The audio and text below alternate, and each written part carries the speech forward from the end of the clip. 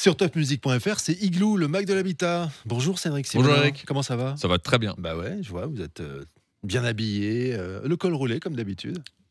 L'animateur au col roulé. Exactement. C'est Ouais. spécial dédicace à Bruno Le Maire. Ah ouais, bah oui. Mais faut arrêter maintenant avec moi. C'est bon, ça va être le printemps, les beaux jours sont Il revenus. fait encore frais. Ouais. On reçoit Yann Colombert, bonjour. Bonjour. Vous êtes responsable inspection construction pour le groupe CAM. Le groupe CAM, c'est un assureur mutualiste expert des métiers du BTP, mais pas Et, que. et qui assure les risques de tous les intervenants à l'acte de construire. D'accord. Alors, je ne sais pas pourquoi Cédric vous a invité. Ah si, je sais. C'est pour parler des panneaux photovoltaïques. Sujet très important. On va surtout parler de leur pathologie. Oui. Allez, en ces temps de précarité énergétique, il y a de nombreuses personnes qui se posent la question quant à mettre des panneaux photovoltaïques ou pour produire une partie de l'énergie qu'ils consomment ou pour faire un peu d'argent et le remettre dans le réseau, le vendre par exemple à EDF. Par contre, il y a, pardon, de temps en temps quelques problématiques qui peuvent se poser et je souhaitais que l'on puisse traiter ça avec un expert des assurances pour qu'il puisse nous prévenir des pathologies potentielles qu'on pourrait avoir quand on impose des panneaux photovoltaïques. Donc, première question, vous pouvez dresser un petit tableau de ce que c'est le panneau photovoltaïque Oui. Donc le photovoltaïque, c'est un moyen de production d'électricité qui utilise l'énergie solaire. Des modules, aussi appelés panneaux photovoltaïques, produisent de l'électricité en courant continu. Alors attention, ce n'est pas le même courant que celui qu'on a dans nos installations domestiques. Donc pour faire simple, à la maison, on a du courant alternatif.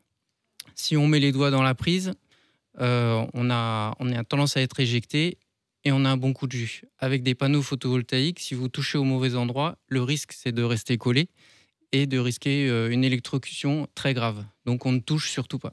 Bon. Et les cheveux qui dressent Ni la la tête prise non plus. quand on en a.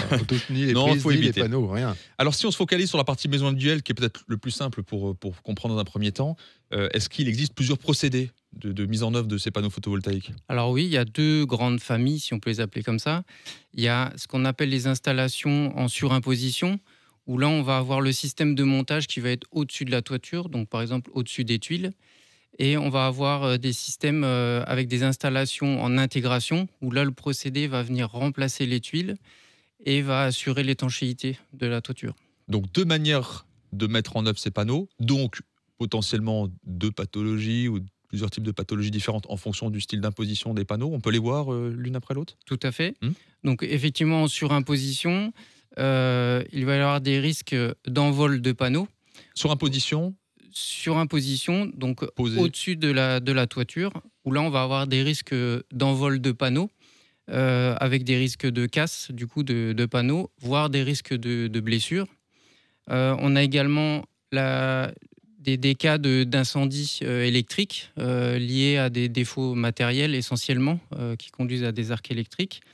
Et en intégration, on va plutôt avoir des problèmes du coup d'infiltration d'eau qui vont générer des dégâts des eaux et toujours cette problématique d'incendie électrique au même titre que la surimposition. Bon, donc on voit qu'il peut y avoir de grosses problématiques si c'est mal mis en œuvre. On va le voir par la suite. On peut déjà parler des causes de ces pathologies. Ce serait dû à quoi?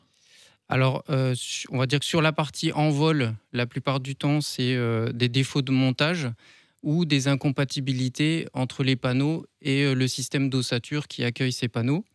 Pour l'incendie, on va plutôt être sur des défaillances électriques ou électroniques au niveau des composants, donc tels que les connectiques ou éventuellement les boîtiers de jonction qui sont collés à l'arrière des panneaux. Sur la partie infiltration, on va plutôt être sur des problématiques de montage, donc comme vous le disiez avant, avec des défauts de jointoiement ou des insuffisances de recouvrement de panneaux. Alors maintenant qu'on a vu qu'il pouvait exister plusieurs pathologies, comment on fait pour limiter ces risques? Est-ce qu'on pourrait donner quelques règles d'or à respecter absolument? Alors oui, tout à fait. La première va être de prendre une entreprise qualifiée en lui demandant une attestation de qualification type QualiPV ou Qualibat, les plus connus. Ensuite, attention, point de vigilance, le simple marquage NF des panneaux photovoltaïques ne suffit pas à avoir une couverture assurantielle.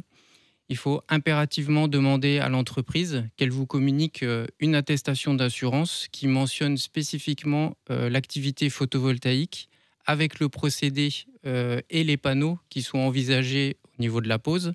Et ce point est très important. D'accord.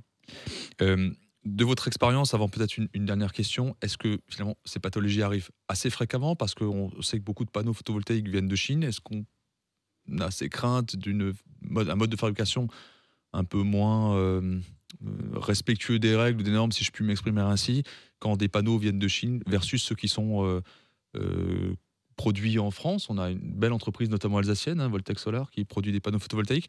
Est-ce que vous, dans votre expérience, est-ce que c'est quelque chose qui est quand même assez fréquent ou relativement restreint? Alors, effectivement, il y a une multitude de panneaux qui sont proposés. Systématiquement, il y a toujours le marquage ENF avec les normes adéquates qui sont certifiées.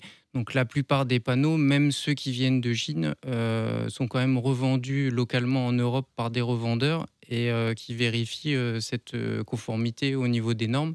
Donc la plupart du temps, l'attestation normative, on arrive à l'obtenir. Ok. C'est pas bien de taper sur les Chinois. Non, j'ai pas dit ça, mais c'est point de vigilance. Mais effectivement, c'est quand même il y a une majorité de panneaux qui viennent de Chine. Ouais. Vaut mieux acheter français de toute façon. C'est mieux.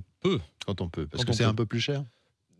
Bah, le local est quand même toujours préférable. Un petit peu plus cher, mais bon, maintenant, quand on parle d'économie circulaire, etc., c'est pour ça que les panneaux photovoltaïques ne sont pas subventionnés. Parce que beaucoup viennent de Chine et on ne subventionne pas les importations.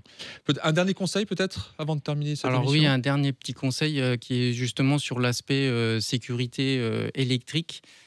Pour limiter les incendies, il est quand même fortement conseillé de demander à l'installateur de compléter l'installation par une protection contre les arcs électriques. Donc c'est soit intégré au dispositif de l'installation, soit en complément, avec un module spécifique. Très bien. Est-ce qu'il arrivera un jour où on aura des panneaux photovoltaïques sur toutes les maisons, sur toutes les toitures de toutes les villes du monde? Vu la tournure des événements, il y a de fortes chances. Il y a de fortes chances. Ok. Ça consomme un peu d'énergie, de matière rare, mais peut-être. Ouais. Ok. En tout cas, ça fait partie des questions d'avenir. On y reviendra, sans doute, un de ces jours.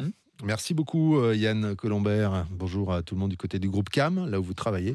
Cette émission, comme toutes les autres depuis plus de 200 émissions, on la retrouve sur les réseaux sociaux, sur Facebook, Igloo On Air, sur les plateformes de podcast, sur la chaîne YouTube d'Igloo et bien sûr topmusic.fr qui nous héberge. Merci Cédric Simonin. Merci Eric. À bientôt. Au revoir.